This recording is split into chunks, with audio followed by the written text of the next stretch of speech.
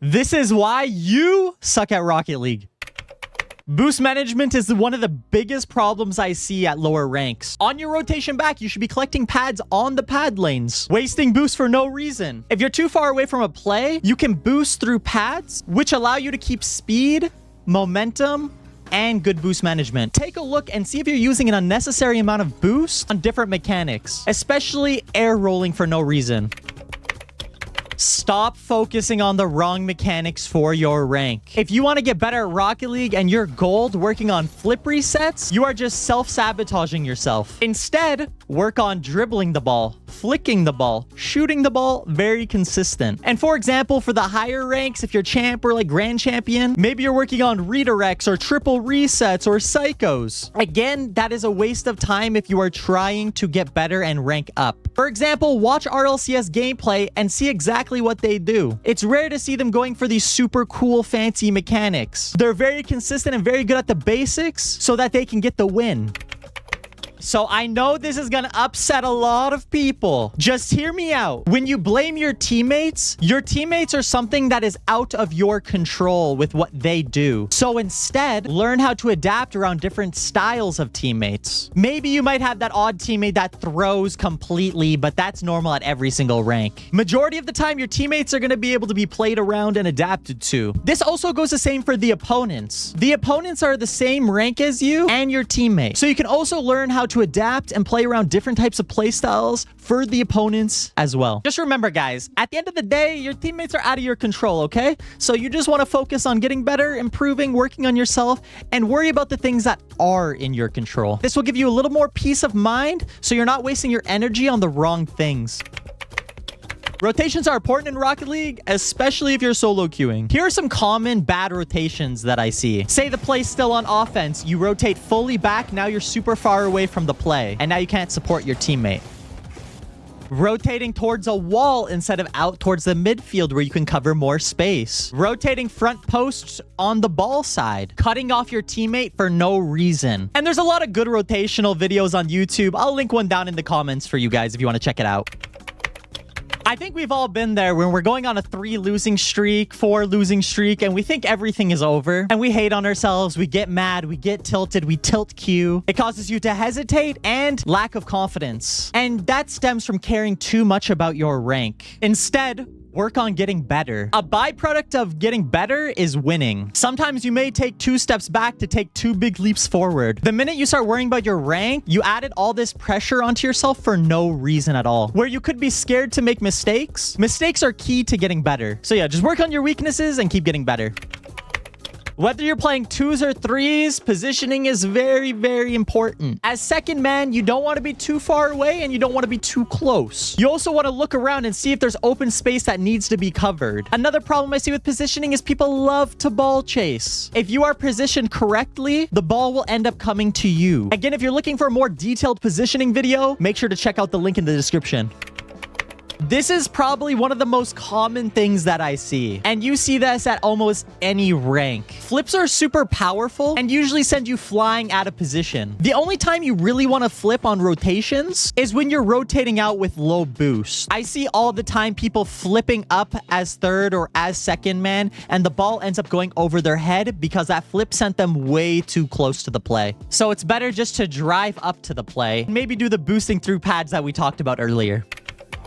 So tunnel vision is when you're focused on only one thing. And usually that one thing is the ball. You want to be looking around at people's positioning, where they are, your teammates' boost amount. You want to look at your teammates and opponent's car language. For example, if they're backwards and the ball is coming towards you, that means you can go. A lot of the time, people will look and see the ball up in the air, but they won't look at the opponents. So they'll have a free beat, but because they're not looking at the opponents and they're tunnel visioning on the ball, they end up hesitating, getting beat, diving at the ball, or just getting a terrible 50-50.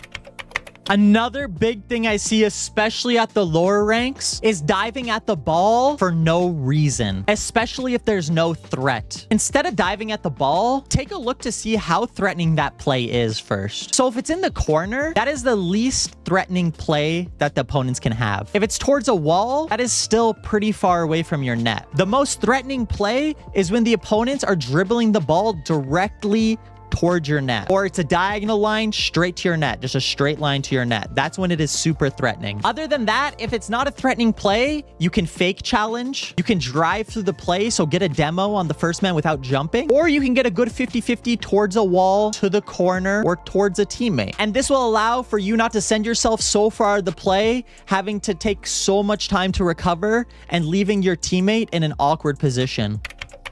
This is a big one. There is a range of settings that you want to be in between. Anything lower or higher than this is pretty overkill and will most likely be self-sabotage. And here are the ranges. So for field of view, you want to be between 108 and 110. Distance, you want to be between 260 and 280. Height, 90 to 110. Angle, -5 to -3.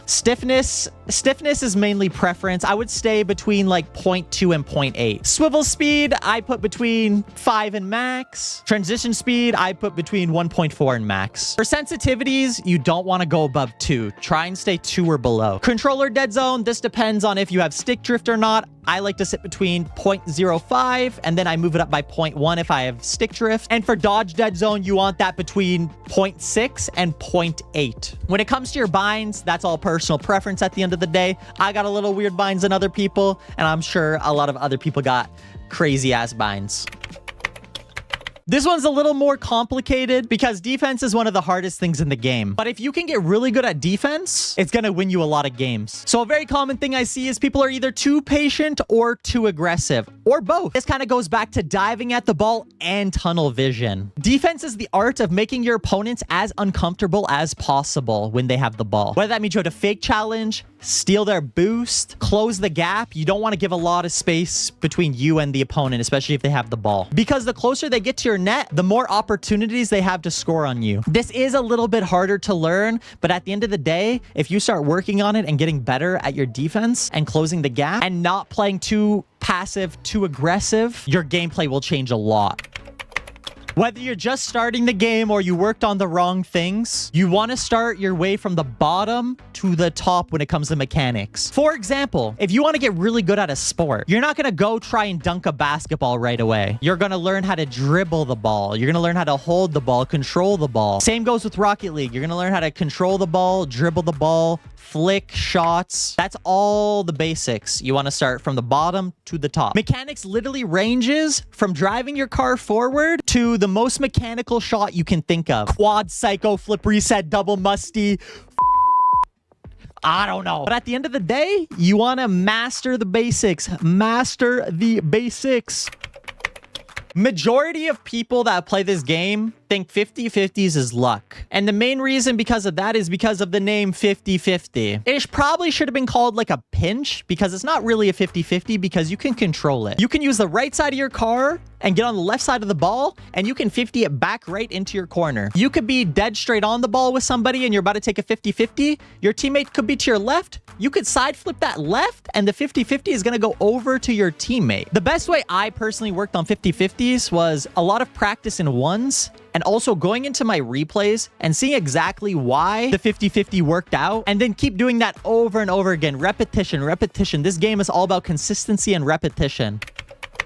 This is the biggest one. Patience. Rocket League is the hardest game in the world mechanically. And usually below SSL, mechanics will carry you way further than game sense will. So making sure you're having the patience of working on your craft. A lot of people will end up taking like a 3-month break or even longer. And this sometimes is due to patience or maybe you just got bored of the game. Rocket League is one of those games is if you take long breaks, the people that were at your rank originally are now better than you and you've came back at the same level or worse. Sometimes you may have that week where you feel pretty good, but because you're not consistent, your floor is a lot lower than your ceiling is. So you end up just staying around the same rank and not really improving as much. So if you truly want to not suck at Rocket League and you want to get better, make sure with all the things we talked about today, you have patience with it.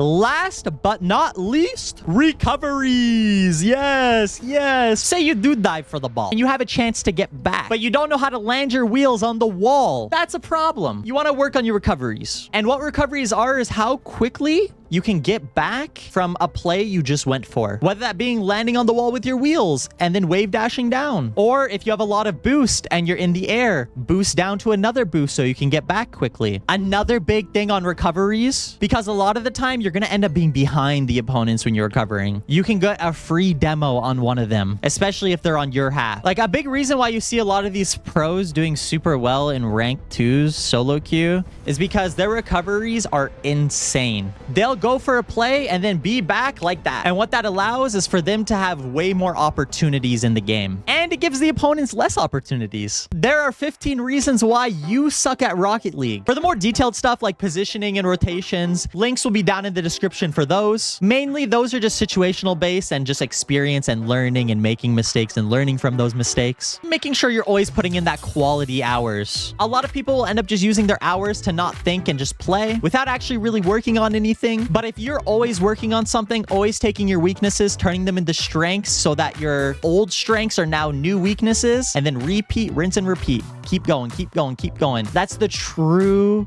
recipe to this game. And I mean, most games and most things in life. If you've enjoyed this video, hey, please drop a like, please drop a sub.